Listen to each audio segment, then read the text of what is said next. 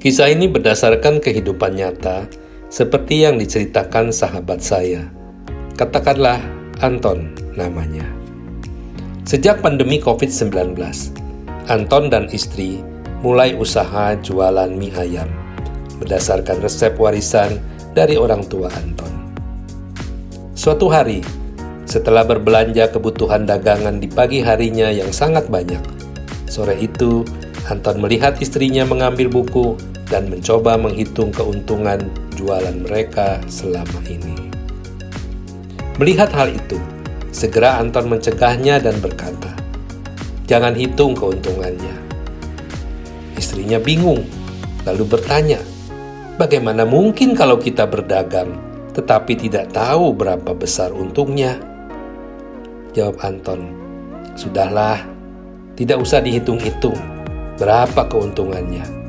Nanti kamu akan pusing dan khawatir karenanya.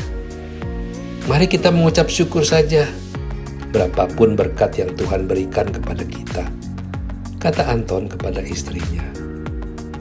Istri Anton kembali protes, "Bagaimana mungkin bisa menghitung persepuluhan kalau kita tidak tahu berapa keuntungannya?" Jawab Anton lagi, "Berikan saja berapa yang Tuhan gerakkan di hati kita. Jangan hitung-hitungan berkat dengan Tuhan. Bukankah terlebih berkat kita memberi daripada menerima?" Istri Anton setuju sekaligus membenarkan perkataan suaminya. Walau sejak mulai berjualan, mereka tidak pernah menghitung berapa besar keuntungannya. Anehnya, mereka tidak pernah kekurangan membayar semua kebutuhan bulanan mereka, kata Anton kepadaku. Kalau dihitung secara matematik, saya yakin pasti tidak cukup.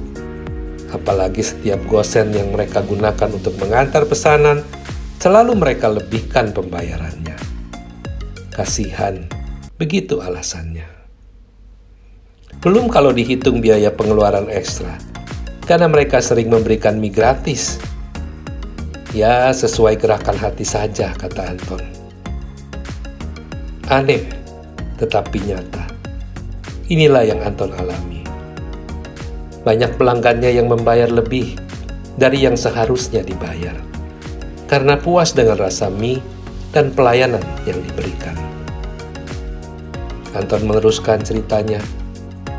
Minggu lalu ada pelanggan pesan, dan mereka lupa mencatat. Waktu siang hari, ketika pelanggannya bertanya, mereka menjadi terkejut. Untung ada kelebihan 2 porsi, sehingga mereka segera datang, mohon maaf atas kehilafannya, dan memberikan 2 porsi mie gratis sebagai komplimennya. Sabtu berikutnya, pelanggan ini pesan 4 porsi dan mengajak 2 orang kawannya yang ikut juga memesan mie ayam. Pelanggannya berkata, "Mie ayamnya enak, apalagi ditambah dengan servisnya yang sangat luar biasa," sambil mengacungkan jempolnya. Puji Tuhan, pesanan mie ayam setiap harinya semakin banyak, sejalan dengan makin dikenal, dan beberapa darinya menjadi reseller mie ayam Anton, sehingga menambah omset penjualannya. Waktu saya mendengar kesaksiannya, saya katakan, "Lakukan terus, Pak," kataku, "karena Bapak telah mengusik malaikat di sorga melalui semua perbuatan Bapak. Saya yakin pintu-pintu berkat akan terbuka dan berkat melimpah akan dicurahkan," kataku menguatkannya. Dia tersenyum dan berkata, "Amin," sambil mengangkat wajahnya ke atas dan menekapkan kedua tangannya di dada, tanda menyembah. Kembali saya kagum dengan sikapnya, karena mengingatkan saya akan firman Tuhan di Kolose 3 ayat 23.